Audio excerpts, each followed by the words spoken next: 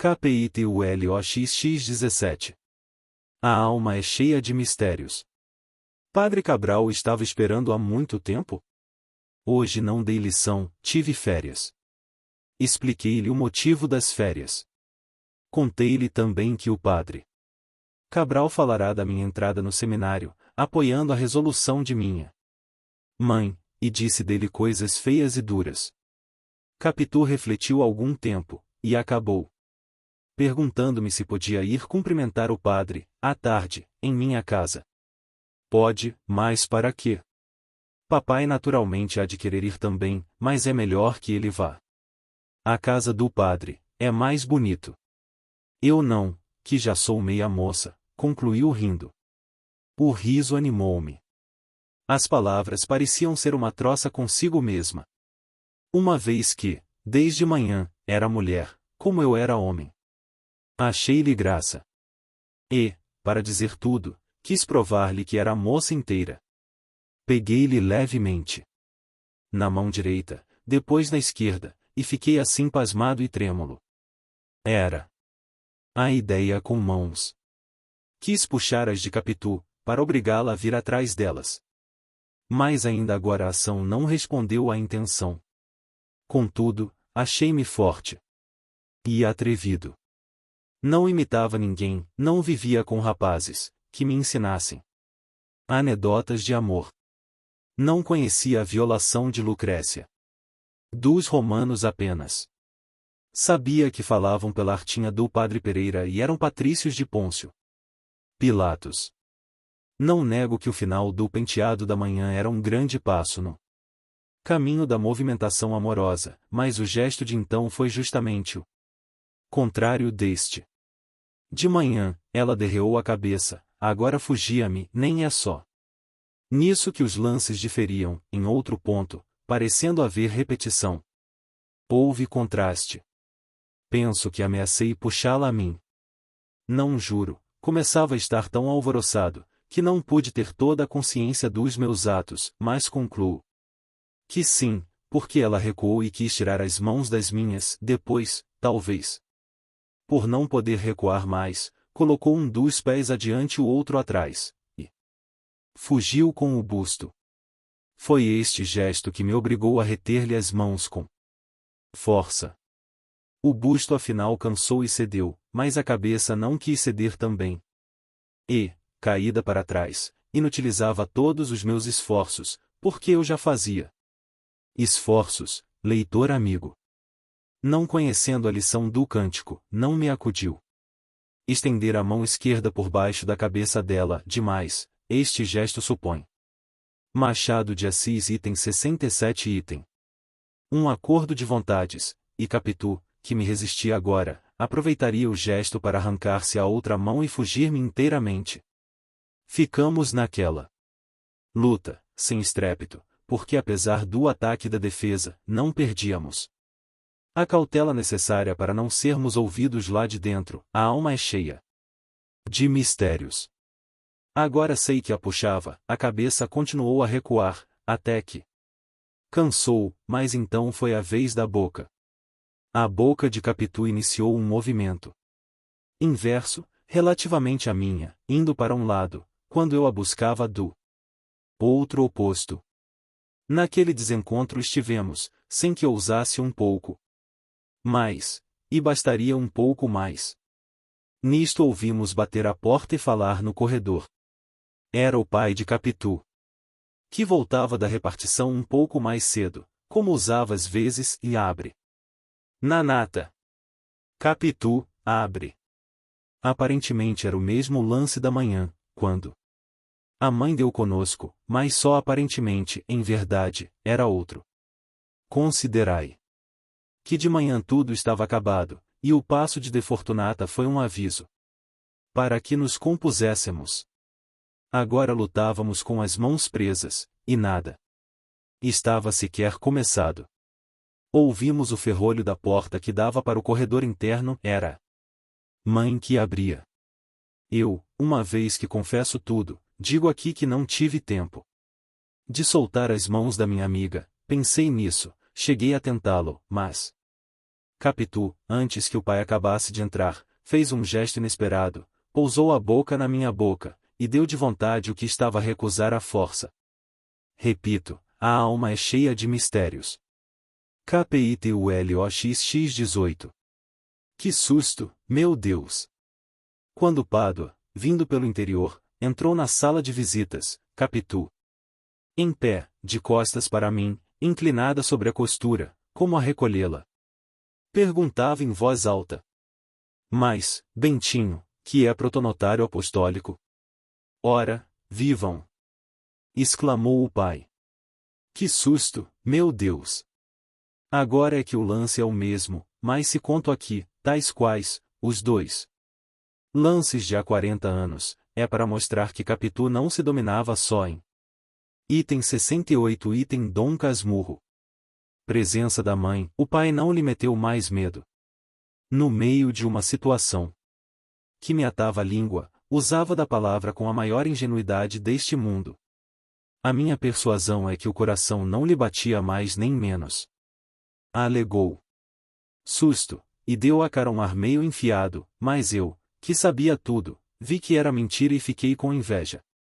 Foi logo falar ao pai, que apertou a minha mão, e quis saber por que a filha falava em protonotário apostólico. Capitu repetiu-lhe o que ouvirá de mim, e opinou logo que o pai devia ir cumprimentar o padre em casa dele, ela iria à minha. E coligindo os petrechos da costura, enfiou pelo corredor, bradando infantilmente: Mamãe, jantar, papai chegou. KPITULOXX 19. A vocação. Padre Cabral estava naquela primeira hora das honras em que as mínimas congratulações valem por odes. Tempo chega em que os dignificados recebem os louvores como um tributo usual, cara morta, sem agradecimentos. O alvoroço da primeira hora é melhor, esse estado de alma que vê na inclinação do arbusto, tocado do vento, um parabém da flora universal, traz sensações mais íntimas e finas que qualquer outro. Cabral ouviu as palavras de Capitu com infinito prazer. Obrigado, Capitu, muito obrigado, estimo que você goste também. Papai está bom? E mamãe? A você não se pergunta, essa cara é mesmo de quem vem de saúde. E como vamos de rezas? A todas as perguntas, Capitu ia respondendo prontamente bem. Trazia um vestidinho melhor e os sapatos de sair. Não entrou com a familiaridade do costume, deteve-se um instante à porta da sala, antes de ir beijar a mão à minha mãe e ao padre. Como desse a este, 2 vezes em 5 minutos. O título de protonotário, José Dias, para se desforrar da concorrência, fez um pequeno discurso em honra ao coração paternal e augustíssimo de Pio IX. Você é um grande prosa, disse tio Cosme, quando ele acabou. José Dias sorriu sem vexame. Padre Cabral confirmou os louvores do agregado, sem os seus superlativos, ao que este acrescentou que o cardeal mas está evidentemente fora talhado para a tiara desde o princípio dos tempos. E, piscando-me o olho, concluiu: a vocação é tudo. O estado eclesiástico é perfeitíssimo, contanto que o sacerdote venha já destinado do berço. Não havendo vocação, falo de vocação sincera e real, um jovem pode muito bem estudar as letras humanas, que também são úteis e honradas. Padre Cabral retorquia: a vocação é muito, mas o poder de Deus é soberano. Um homem pode não ter gosto à igreja e até persegui-la, e um dia a voz de Deus lhe fala. E ele sai apóstolo, veja São Paulo. Não contesto, mas o que eu digo é outra coisa. O que eu digo é que se pode muito bem servir a Deus sem ser padre, cá fora, pode-se ou não se pode? Pode-se. Pois então, exclamou José Dias triunfalmente, olhando em volta de si. Sem vocação é que não há bom padre, e em qualquer profissão liberal se serve a Deus, como todos devemos. Perfeitamente, mas vocação não é só do berço que se traz. Homem, é a melhor. Um moço sem gosto nenhum a vida eclesiástica pode acabar por ser. Muito bom padre, tudo é que Deus o determine. Não me quero dar por modelo, mas aqui estou eu que nasci com a vocação da medicina, meu padrinho, que era coadjutor de Santa Rita, teimou com meu pai para que eu me metesse no seminário, meu pai cedeu. Pois, senhor, tomei tal gosto aos estudos e à companhia dos padres, que acabei ordenando-me. Mas, suponha que não acontecia assim, e que eu não mudava de vocação, o que é que acontecia? Tinha estudado no seminário algumas matérias que é bom saber, e são sempre melhor ensinadas naquelas casas. Prima Justina interveio. Como? Então pode-se entrar para o seminário e não sair padre? Padre Cabral respondeu que sim, que se podia, e, voltando-se para mim, falou da minha vocação, que era manifesta. Os meus brinquedos foram sempre de igreja, e eu adorava os ofícios divinos. A prova não provava, todas as crianças do meu tempo eram devotas. Cabral acrescentou que o reitor de S. José, a quem contará ultimamente a promessa de minha mãe, tinha o meu nascimento por milagre, ele era da mesma opinião. Capitu, cozi das saias de minha mãe, não. Item 70 Item Dom Casmurro. Atendia aos olhos ansiosos que eu lhe mandava, também não parecia escutar a conversação sobre o seminário e suas consequências, e, aliás, decorou o principal, como vim a saber depois. 2 vezes fui à janela, esperando que ela fosse também, e ficássemos à vontade, sozinhos, até acabar o mundo, se acabasse, mas Capitu não me apareceu. Não deixou minha mãe, senão para ir embora. Eram ave-marias, despediu-se. Vai com ela, Bentinho, disse minha mãe. Não precisa, não, dê glória, acudiu ela rindo, eu sei o caminho. Adeus. Senhor protonotário. Adeus, Capitu. Tendo dado um passo no sentido de atravessar a sala, é claro que o meu dever, o meu gosto, todos os impulsos da idade e da ocasião eram atravessá-la de todo, seguir a vizinha corredor fora, descer a chácara, entrar no quintal, dar-lhe terceiro beijo, e despedir-me. Não me importou a recusa, que cuidei simulada, e enfiei pelo corredor, mas, Capitu que ia depressa, estacou e fez-me sinal que voltasse. Não obedeci, cheguei-me a ela. Não venha, não, amanhã falaremos. Mas eu queria dizer a você. Amanhã. Escuta. Fica. Falava baixinho, pegou-me na mão, e pôs o dedo na boca. Uma preta, que veio de dentro acender o lampião do corredor, vendo-nos naquela atitude quase às escuras, riu de simpatia e murmurou, em tom que ouvíssemos alguma coisa que não entendi bem nem mal. Capitu segredou-me que a escrava desconfiara, e ia talvez contar às outras.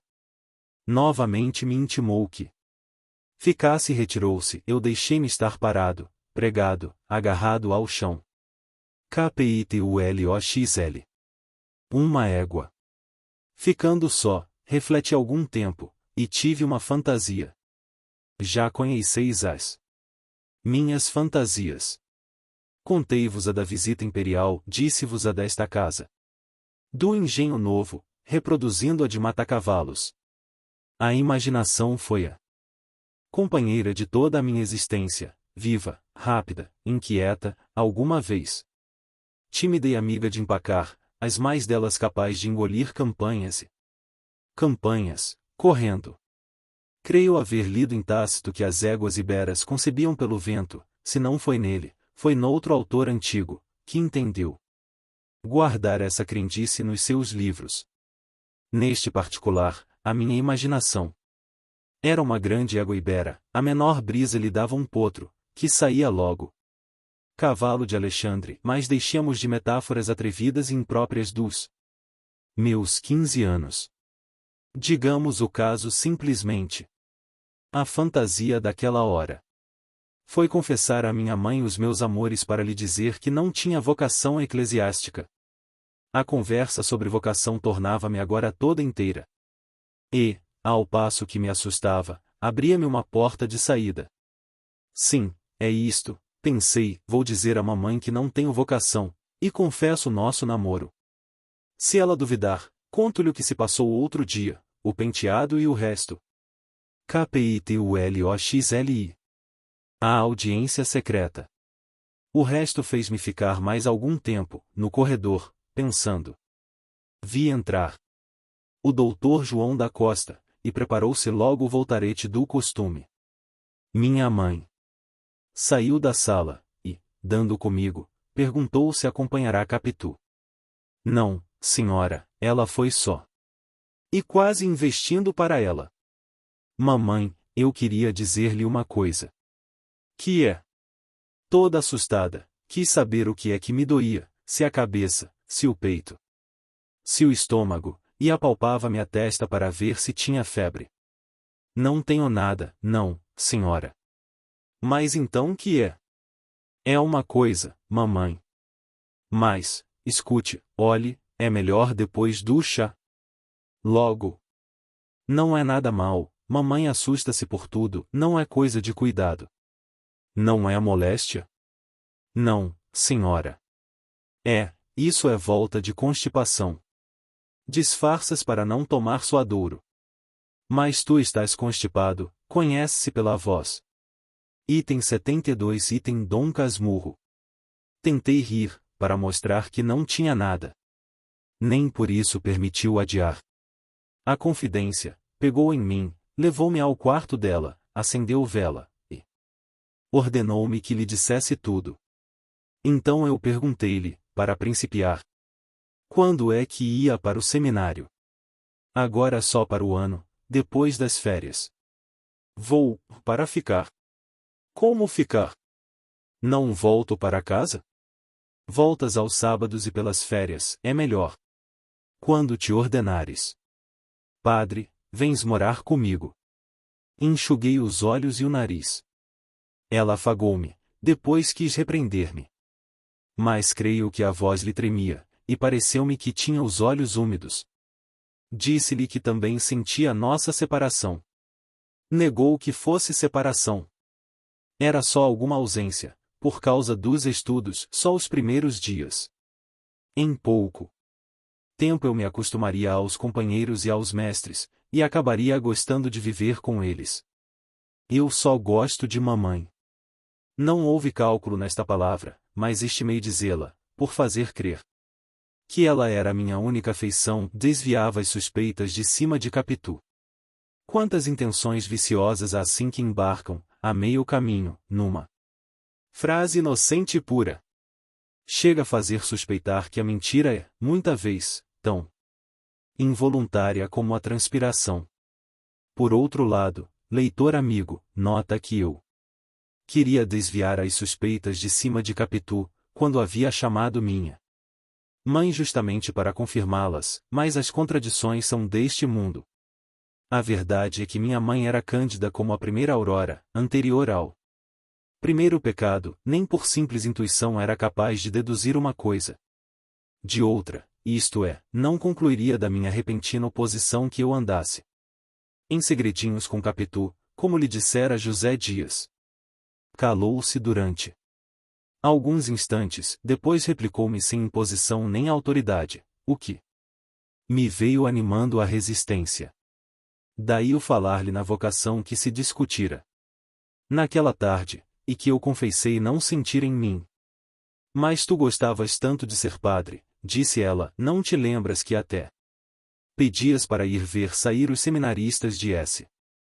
José, com as suas batinas? Em casa, quando José Dias te chamava reverendíssimo, tu rias com tanto gosto. Como é que agora? Não creio, não, Bentinho. E depois? Vocação. Mas a Machado de Assis item 73 item. Vocação vem com o costume, continuou repetindo as reflexões que ouvirá ao meu professor de latim. Como eu buscasse contestá-la, repreendeu-me sem aspereza, mas com alguma força, e eu tornei ao filho submisso que era. Depois, ainda falou gravemente e longamente sobre a promessa que fizera, não me disse as circunstâncias, nem a ocasião, nem os motivos dela, coisas que só vim a saber mais tarde. Afirmou o principal, isto é, que a havia de cumprir, em pagamento a Deus. Nosso Senhor me acudiu, salvando a tua existência, não lhe hei de mentir nem faltar, Bentinho, são coisas que não se fazem sem pecado, e Deus que é grande e poderoso, não me deixaria assim, não, Bentinho, eu sei que seria castigada e bem castigada. Ser padre é bom e santo, você conhece muitos, como o padre Cabral, que vive tão feliz com a irmã. Um tio meu também foi padre, e escapou de ser bispo, dizem. Deixa de manha, Bentinho. Creio que os olhos que lhe deitei foram tão queixosos, que ela emendou logo a palavra, manha. Não podia ser manha, sabia muito bem que eu era amigo dela, e não seria capaz de fingir um sentimento que não tivesse moleza. É o que queria dizer, que me deixasse de moleza, que me fizesse homem e obedecesse ao que cumpria, em benefício dela e para bem da minha alma. Todas essas coisas e outras foram ditas um pouco atropeladamente, e a voz não lhe saía clara, mas velada e esganada. Vi que a emoção dela era outra vez grande, mas não recuava dos seus propósitos, e aventurei-me a perguntar-lhe: e se mamãe pedisse a Deus que a dispensasse da promessa? Não peço. Estás tonto, Bentinho? E como havia de saber que Deus me dispensava? Talvez em sonho. Eu sonho às vezes com anjos e santos. Também eu, meu filho, mas é inútil. Vamos, é tarde, vamos para a sala. Está entendido, e no primeiro ou no segundo mês do ano que vem, irás para o seminário. O que eu quero é que saibas bem os livros que estás estudando, é bonito, não só para ti, como para o padre Cabral. No seminário há interesse em conhecer-te, porque o padre Cabral fala de ti com entusiasmo. Caminhou para a porta, saímos ambos. Antes de sair, voltou-se para mim, e quase a vi saltar-me ao colo e dizer-me que não seria padre. Este era já o seu desejo íntimo, à proporção que se aproximava o tempo. Quisera um modo de pagar a dívida contraída, outra moeda, que valesse tanto ou mais. E não achava nenhuma. KPITULOXLI. Capitu refletindo. No dia seguinte fui à casa vizinha, logo que pude. Capitu despedia-se de duas amigas que tinham ido visitá-la, Paula e Sancha, companheiras de colégio, aquela de 15, esta de 17 anos, a primeira filha de um médico, a segunda de um comerciante de objetos americanos. E estava abatida, trazia um lenço atado na cabeça. A mãe contou-me que fora excesso de leitura. Na véspera, antes e depois do chá, na sala e na cama, até muito depois da meia-noite, e com lamparina. Se eu acendesse vela, mamãe zangava-se. Já estou boa. E como desatasse o lenço, a mãe disse-lhe timidamente que era melhor atá-lo, mas Capitu respondeu que não era preciso, estava boa. Ficamos sós na sala. Capitu confirmou a narração da mãe, acrescentando que passará mal por causa do que ouvirá em minha casa. Também eu lhe contei o que se dera comigo, a entrevista com minha mãe, as minhas súplicas, as lágrimas dela, e por fim as últimas respostas decisivas. Dentro de 2 ou 3 meses iria para o seminário. Que faríamos agora? Capitu ouvia-me com atenção sofrega, depois sombria. Quando acabei, respirava custo, como prestes a estalar de cólera, mas conteve-se. Há tanto tempo que isto sucedeu que não posso dizer com segurança se chorou deveras, ou se somente enxugou os olhos. Cuido que os enxugou. Somente. Vendo-lhe o gesto, peguei-lhe na mão para animá-la, mas também eu precisava ser animado. Caímos no canapé, e ficamos a olhar para o ar. Minto, ela olhava para o chão. Fiz o mesmo, logo que a vi assim. Mas eu. Creio que Capitu olhava para dentro de si mesma, enquanto que eu fitava.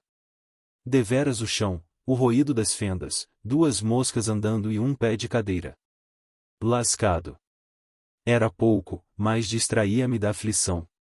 Quando tornei a olhar para Capitu, vi que não se mexia, e fiquei com tal medo que a sacudi brandamente. Capitu tornou cá fora e pediu-me que outra vez lhe contasse o que se passará com minha mãe. Satisfi-la, atenuando o texto desta vez, para não amofiná-la. Não me chames dissimulado, chama-me compassivo, é certo que receava perder Capitu, se lhe morressem as esperanças todas, mas doía-me vê-la padecer. Agora, a verdade última, a verdade das verdades, é que já me arrependia de haver falado à minha mãe, antes de qualquer trabalho efetivo por Machado de Assis item 75 item. Parte de José Dias, examinando bem, não quisera ter ouvido um desengano que eu reputava certo, ainda que demorado. Capitu refletia, refletia. KPITUL. Você tem medo? De repente, cessando a reflexão, fitou em mim os olhos de ressaca, e perguntou-me se tinha medo. Medo? Sim, pergunto se você tem medo. Medo de quê? Medo de apanhar, de ser preso, de brigar, de andar, de trabalhar. Não entendi. Se ela tem dito simplesmente, vamos embora, pode ser que eu obedecesse ou não, em todo caso, entenderia. Mas aquela pergunta, assim, vaga e solta, não pude atinar o que era. Mas, não entendo. De apanhar? Sim. Apanhar de quem? Quem é que me dá pancada? Capitu fez um gesto de impaciência. Os olhos de ressaca não se mexiam. E pareciam crescer.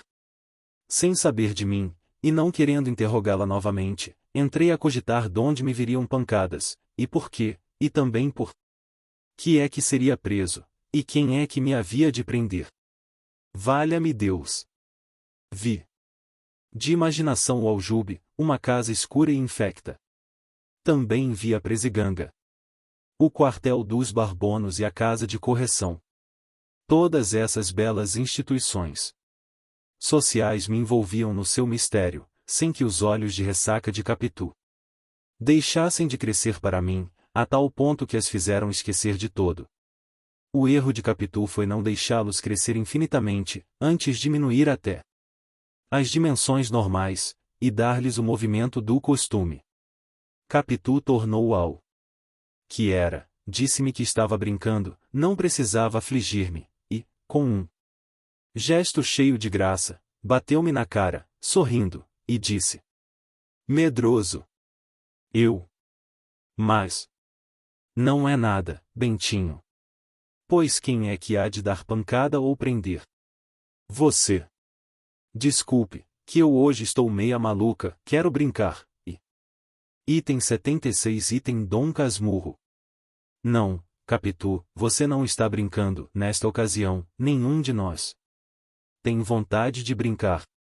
Tem razão, foi só maluquice, até logo. Como até logo? Está me voltando a dor de cabeça, vou botar uma rodela de limão nas fontes. Fez o que disse, e atou o lenço outra vez na testa. Em seguida, acompanhou-me ao quintal para se despedir de mim, mas, ainda aí nos detivemos por alguns minutos, sentados sobre a borda do poço. Ventava, o céu estava coberto. Capitu falou novamente da nossa separação, como de um fato certo e definitivo, por mais que eu, receoso disso mesmo, buscasse agora razões para animá-la. Capitu, quando não falava, riscava no chão, com um pedaço de taquara, narizes e perfis. Desde que se metera a desenhar, era uma das suas diversões. Tudo lhe servia de papel e lápis. Como me lembrassem, os nossos nomes. Abertos por ela no muro, quis fazer o mesmo no chão, e pedi-lhe a taquara. Não me ouviu ou não me atendeu. Capitol Oshliu. O primeiro filho. DK, deixe escrever uma coisa. Capitu olhou para mim, mas de um modo que me fez lembrar a definição de José Dias, oblíquo e dissimulado, levantou o olhar, sem levantar os olhos. A voz, um tanto sumida, perguntou-me. Diga-me uma coisa, mas fale verdade, não quero disfarce, há de responder com o coração na mão. Que é? Diga. Se você tivesse de escolher entre mim e sua mãe, a quem é que escolhia? Eu. Fez-me sinal que sim. Eu escolhia, e mais para que escolher? Mamãe não é capaz de me perguntar isso.